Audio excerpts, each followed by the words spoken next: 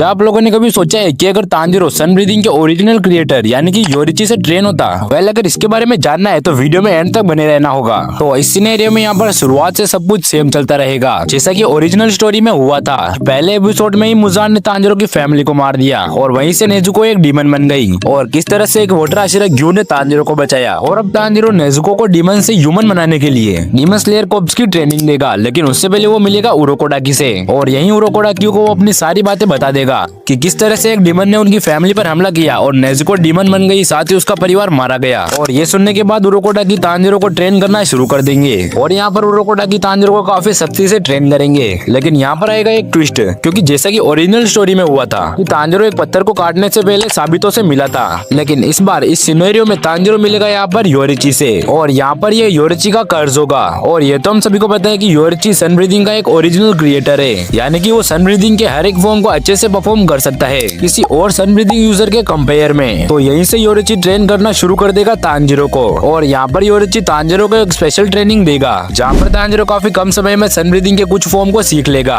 और योरिची की इतनी अच्छी ट्रेनिंग की वजह से तांजिरो काफी पावरफुल बन जाएगा। और आखिरकार जब तांजिरो फाइनल सिलेक्शन में जेनेत्सु, इनोस्के और गेन्या और कनाव से मिलेगा, तब उसे महसूस होगा कि यहाँ पर उसकी टक्कर के भी कई सारे डीमन स्लेयर हैं। ओरिजिनल स्टोरी के अंदर में बताया गया था कि तांजिरो की वाटर ब्रीदिंग हिनोकामी कागुरा में रुई से फाइट करते वक्त बदल गई थी, क्योंकि जब तांजिरो ने ओरिजिनल स्टोरी में अपने फ्लैशबैक में अपने फादर को देखा था, तभी से उसकी जो वाटर ब्रीदिंग थी वो सन ब्रीदिंग में कन्वर्ट हो गई थी। लेकिन इस स्टोरी में जब तांजिरो रुई पर अपने वाटर ब्रीदिंग से हमला करेगा, तब उसे योरिची की कुछ कही हुई बातें सुनाई देगी कि किस तरह से योरिची ने उसे ट्रेन किया था और उसे सन ब्रीदिंग के बारे में बताया। और जैसे ही तांजिरो को ये बात याद आएगी, तांजिरो अपने हिनोकामी कागुरा को अनलॉक कर देगा और यहाँ पर वो उसके सिर को उसके शरीर से अलग कर देगा और लास्ट मिनट में ग्यू यहाँ पर आकर तांजिरो और नेजुको को बचा लेगा। और यहाँ पर योरिची एक स्पिरिट के रूप में तांजिरो को सन ब्रीदिंग के बारे में सब कुछ सिखाता रहेगा। और तो यहाँ पर तांजिरो के ड्रीम में योरिची भी आता रहेगा, क्योंकि ओरिजिनल स्टोरी में भी हमने देखा था कि कई बार तांजिरो के मन में योरिची आया था, जिससे उसे योरिची की बैक स्टोरी के बारे में पता चला। और यहाँ पर योरिची हर दिन तांजिरो को सन ब्रीदिंग के बारे में कुछ न कुछ नया बताता रहेगा और रोजाना सन ब्रीदिंग के यूज से तांजिरो भी सन ब्रीदिंग को कई हद तक मास्टर कर लेगा, लेकिन योरिची के जितना नहीं। और सन ब्रीदिंग को अच्छे से मास्टर करने के बाद तांजिरो का एडवांटेज काफी ज्यादा बढ़ जाएगा किसी डीमन की तुलना में। तो अब जैसा कि तांजिरो योरिची से ट्रेन हुआ है, तो उसकी ब्रीदिंग का जो पावर लेवल और उसकी पावर जो होगी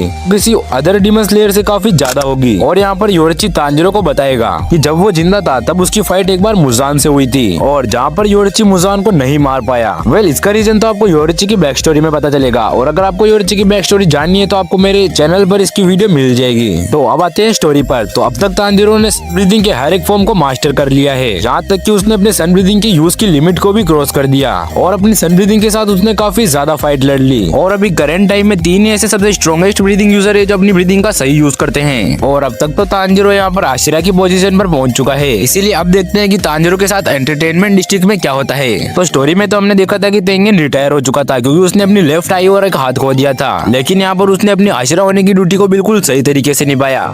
लेकिन इस स्टोरी के हिसाब से हमें पता है कि तांजिरो पहले जैसा नहीं रहा, बिकॉज यहाँ पर वो योरिची की सिखाई हुई सन ब्रीदिंग का यूज करता है। और यहाँ पर तांजिरो की स्ट्रेंथ के साथ साथ उसकी ब्रीदिंग का जो लेवल है वो किसी अदर ब्रीदिंग से काफी हाई है। और यहाँ पर तांजिरो की दाकी और ग्युतारो के साथ जो फाइट होगी वो तांजिरो की पहली फाइट होगी जिसमें तांजिरो किसी अपर मून से फाइट करेगा। लेकिन यहाँ पर हम लोगों को पता है कि अगर तांजिरो को इन दोनों को मारना है तो इन दोनों का गला एक साथ काटना होगा और तांजिरो बिना रुके इनसे लड़ता रहेगा, साथ ही तेंगेन भी इसकी हेल्प करेगा, जिससे ये दोनों मिलकर ग्युतारो का गला काट देंगे। लेकिन एक तरफ तेंगेन का एक हाथ और एक आई भी खत्म हो जाएगी। और आगे यहाँ पर उबुयाशी की तांजिरो की स्ट्रेंथ और पोटेंशियल को देखकर उसे हाशिरा ट्रेनिंग में भेज देंगे ताकि वो जल्द से जल्द हाशिरा के स्तर पर पहुंच सके। और हर एक हाशिरा से ट्रेनिंग के बाद तांजिरो एक हाशिरा लेवल पर पहुंच जाएगा, लेकिन हाशिरा बनेगा नहीं। और आगे रियल स्टोरी की तरह तांजिरो को स्वॉर्डस्मिथ विलेज आर्क में भेज दिया जाएगा अपनी स्वॉर्ड्स बनाने के लिए। और यहाँ पर ये ग्योको और हेनतेंगु से मिलेगा और इसमें तांजिरो सबसे पहले ग्योको को हरा देगा, बिकॉज वो एक सन ब्रीदिंग यूजर है और साथ ही उसने सन ब्रीदिंग के क्रिएटर से ट्रेनिंग ली है, तो और वो हाशिरा लेवल पर भी है। वेल, आगे बढ़ने से पहले मैं आपको एक चीज बता देता हूँ कि ओरिजिनल स्टोरी में तो ग्योको को मुइचिरो ने हराया था, लेकिन इस सिनेरियो में यहाँ पर तांजिरो ग्योको को हराएगा ताकि फाइट को जल्दी खत्म किया जा सके। और अब आगे फाइट होगी तांजिरो की हेनतेंगु के साथ। वेल, मुझे पता है कि तांजिरो का ये वर्जन काफी स्ट्रॉन्ग है, लेकिन फिर भी वो अकेला उसके 4 फॉर्म्स को नहीं हरा पाएगा, बिकॉज हेनतेंगु के हर एक फॉर्म के पास अलग अलग पावर लेवल है। लेकिन यहाँ पर भी तांजिरो अकेला नहीं है, उसके साथ मित्सुरी और मुइचिरो है। यहाँ पर मुइचिरो तांजिरो के साथ मिलकर फाइट करेगा और मित्सुरी यहाँ पर गाँव वाले वाले लोगों को बचाएगी और इसी तरह से ये हैनटेंगो को भी खत्म कर देंगे, बिकॉज हमें पता है कि मुइचिरो भी एक काफी स्ट्रॉन्ग आशिरा है।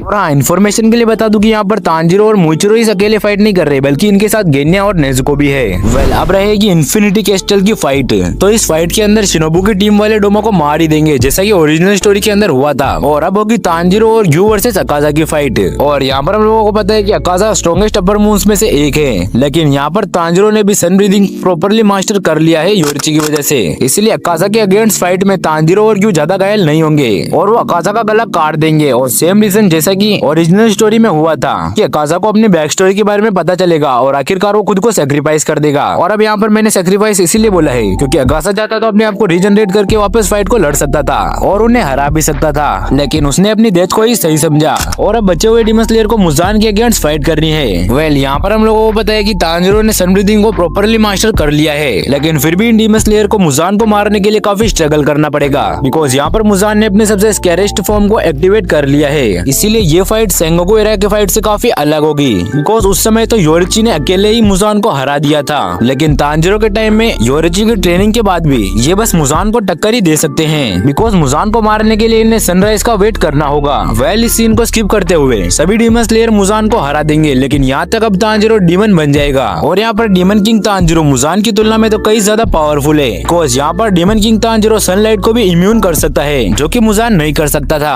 वेल, अब यहाँ पर दो चीजें इस पूरी स्टोरी को बदल सकते हैं। वेल, ओरिजिनल स्टोरी में तो हमने देखा था कि डीमन किंग तांजिरो एंड में अपने डीमन फॉर्म को कंट्रोल कर लेता है, लेकिन अगर यहाँ पर सेकंड थ्योरी के हिसाब से देखा जाए कि अगर तांजिरो अपने डीमन फॉर्म को कंट्रोल न कर पाए और हमेशा के लिए एक डीमन बन जाए तो ये सभी डीमन स्लेयर के लिए काफी बुरा होगा। हाँ, यहाँ पर कनाव तांजिरो को एक बार लेडी तमायो का एंटीडोट देने की कोशिश करेगी, लेकिन तांजिरो कनाव को ऐसा नहीं करने देगा। और यहाँ पर demon king Tanjiro demon slayer का सबसे पावरफुल कैरेक्टर होगा, जो कि यहाँ पर सनलाइट को भी इम्यून कर सकता है और साथ ही उसके पास और भी कई सारी पावर्स है। और यहाँ पर डीमन किंग तांजिरो इमोर्टल बन जाएगा और जो डीमन स्लेयर मुजान के अगेंस्ट फाइट्स में बचे होंगे, डीमन किंग तांजिरो उन्हें भी मार डालेगा और यहाँ पर डीमन को मारने का मिशन अनकम्प्लीट रह जाएगा और योरिची द्वारा तांजिरो को ट्रेन करने का भी कोई फायदा नहीं रहेगा। वेल, कमेंट में बताना आपको ये थ्योरी सही लगी या नहीं लगी। वेल, ऐसे ही और अमेजिंग वीडियोस के लिए चैनल को सब्सक्राइब करके रखना। ओरिची और उसके ट्विन ब्रदर मिचिकात्सु ने इसुकी क्लैन में जन्म लिया। ये दोनों ही भाई सेंगोकू एरा में पैदा हुए थे, जो कि तांजिरो के समय से लगभग 300 साल पुराना है। उस समय में ट्विंस का पैदा होना काफी ज्यादा अशुभ माना जाता था और योरिची जब पैदा हुआ था तब उसके सिर पर एक मार्क था, जिसकी वजह से योरिची के फादर ने अपने ही बेटे को मारने की ठान ली थी। लेकिन योरिची की मॉम ने योरिची के फादर से लड़ाई करके योरिची को बचा लिया था और योरिची जब पैदा हुआ था तभी उसके फादर ने उसके फ्यूचर का डिसाइड कर लिया था कि जब वो 10 ईयर का होगा तभी उसे मोंक बनने के लिए एक टेंपल में भेज दिया जाएगा। बेसिकली वो अपने बड़े बेटे मिचिकात्सु को अपना वारिस बनाना चाहते थे, जो कि तलवार चलाना सीखेगा और एक समुराई बनेगा। लेकिन उनका छोटा बेटा 10 साल की उम्र में ही अपने घर को छोड़ देगा और इसीलिए वो अपने बड़े बेटे का नाम मिचिकात्सु रखते हैं, जो कि आगे चल के स्ट्रॉन्ग और सक्सेसफुल बने। और छोटे बेटे का नाम उसकी माँ रखती है, जो कि है योरिची। वो इसका नाम योरिची इसीलिए रखते हैं ताकि वो चाहते हैं कि योरिची उनका छोटा बेटा रिश्तों को समझे, मतलब कि लोगों के बीच का रिश्ता। मिचिकात्सु और योरिची का पालन पोषण काफी अलग अलग तरीके से हुआ था, जहाँ बड़े बेटे मिचिकात्सु को अच्छा खाना मिलता, अच्छे कपड़े मिलते और रहने के लिए काफी अच्छा रूम दिया जाता था, और वहीं छोटे बेटे योरिची को खराब खाना और खराब कपड़े मिलते थे। और